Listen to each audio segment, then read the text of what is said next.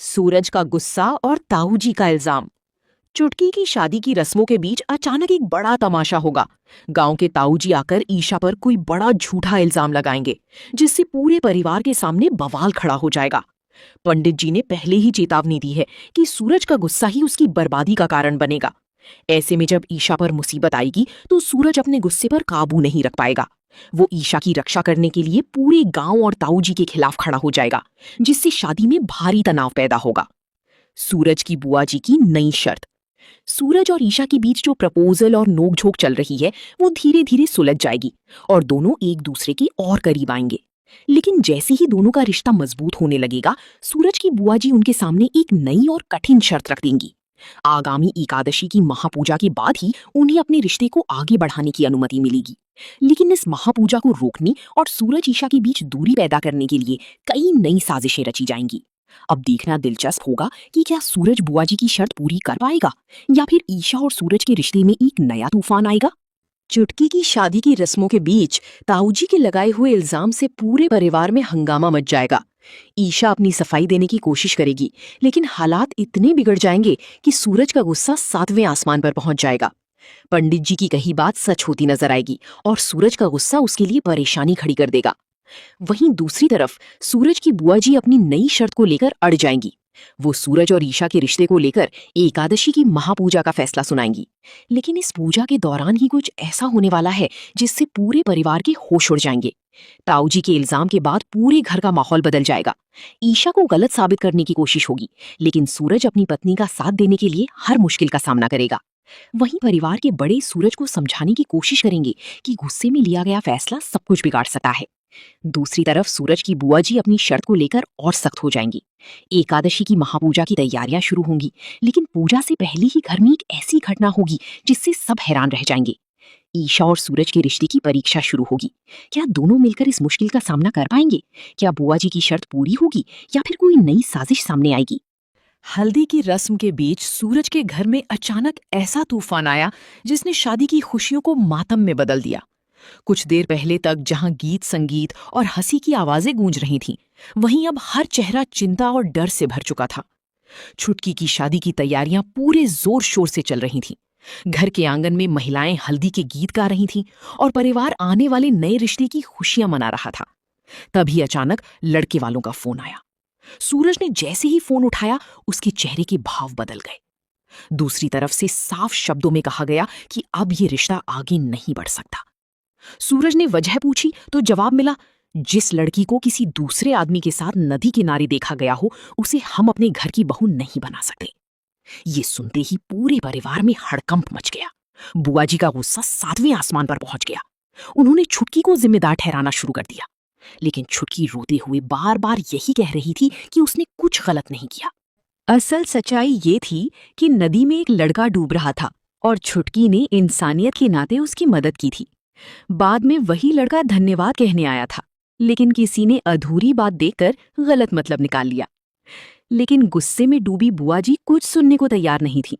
उन्होंने फैसला सुना दिया कि छुटकी का शुद्धिकरण होगा और उसे कुछ समय के लिए अलग रखा जाएगा। तभी अचानक ताऊ जी आगे आए। उनके शब्दों ने पूरे माहौल को और ज्यादा खराब कर दिया।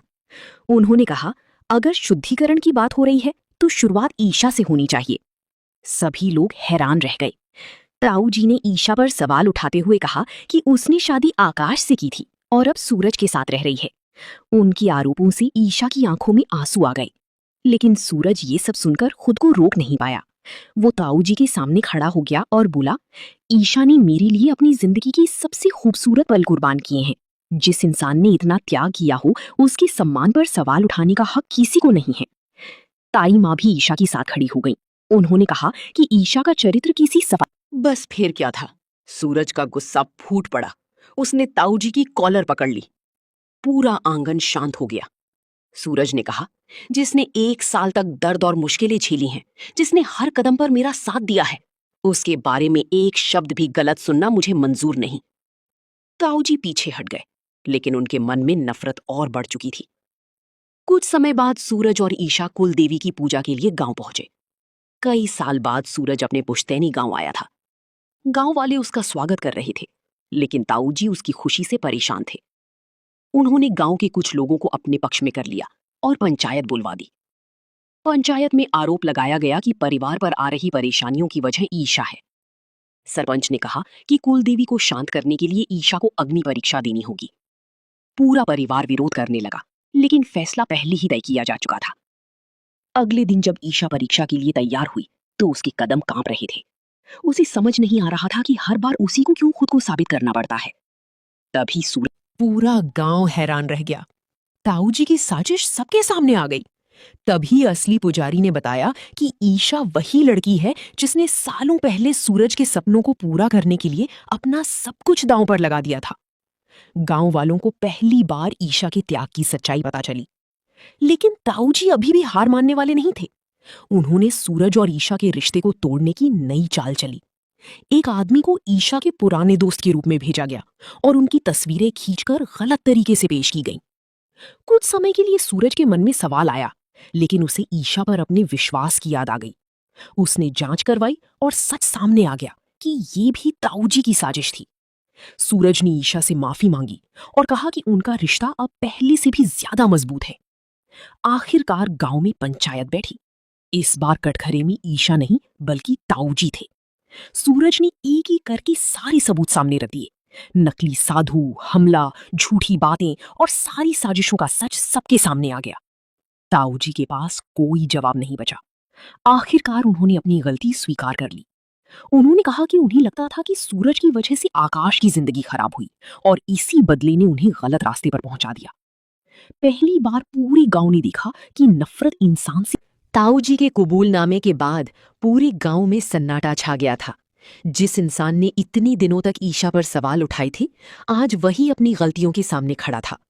सूरज के हाथ में अब भी सारे सबूत थे, लेकिन उसके चेहरे पर जीत की खुशी नहीं थी। वो बस इतना चाहता था कि उसके परिवार में फिर से शांति लौट आए। ताई माँ की आंखों में आंसू थे। उन्होंने ताऊ जी से कहा, गलती मान लेना आसान नहीं होता, लेकिन जो दर्द तुमने ईशा को दिया है उसे भूलना भी आसान नहीं होगा। ईशा चुपचाप खड़ी थी। उसने कभी नहीं चाहा था कि परिवार टूटे या किसी अपने को सजा मिले। उसने सिर्फ सच का साथ दिया था। ताऊ जी ने पहली बार ईशा की तरफ देखा। उनकी आंखों में पहले वाली नफरत नहीं थी, बल्कि पछतावा था।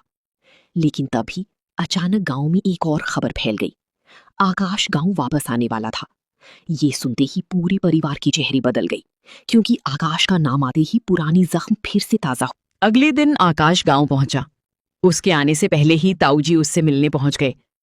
ताऊ जी ने कहा, मैंने जो कुछ किया वो तुम्हारे लिए किया। मुझे लगा था कि सूरज ने तुम्हारी जिंदगी छीन ली।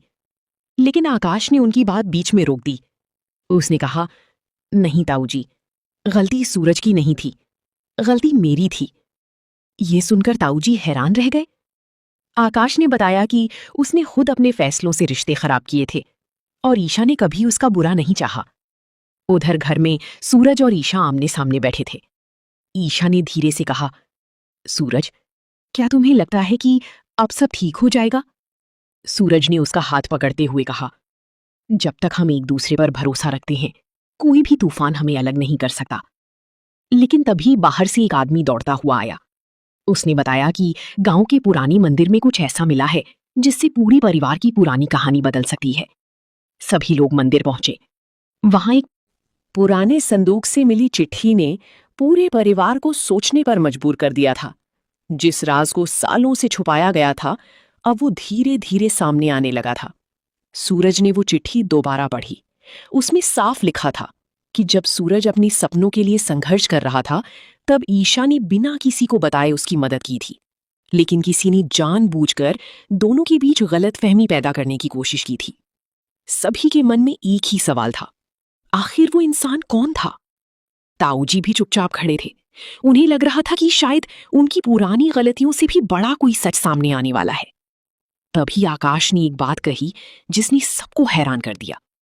उसने बताया कि कई साल पहले उसे भी कुछ ऐसे पत्र मिले थे जिनमें ईशा के बारे में गलत बातें लिखी थी। उन बातों की वजह से उसके मन में भी शक पैदा हुआ था। सूरज हैरान रह गया, क्योंकि इसका मतलब था कि किसी ने बहुत पहले से ही सबके रिश्तों को खराब करने की कोशिश शुरू कर दी थी। ताई माँ ने चिंता से पूछा, लेकिन ये सब कौन कर सकता है? अगर दोस्तों ये अपडेट आपको पसंद आया हो तो वीडियो को लाइक जरूर करें और ऐसे ही जबरदस्त, दमदार और सबसे तेज अपडेट पाने के लिए हमारे चैनल टॉप एंटरटेनमेंट अपडेट को सब्सक्राइब करना बिल्कुल ना भूलें।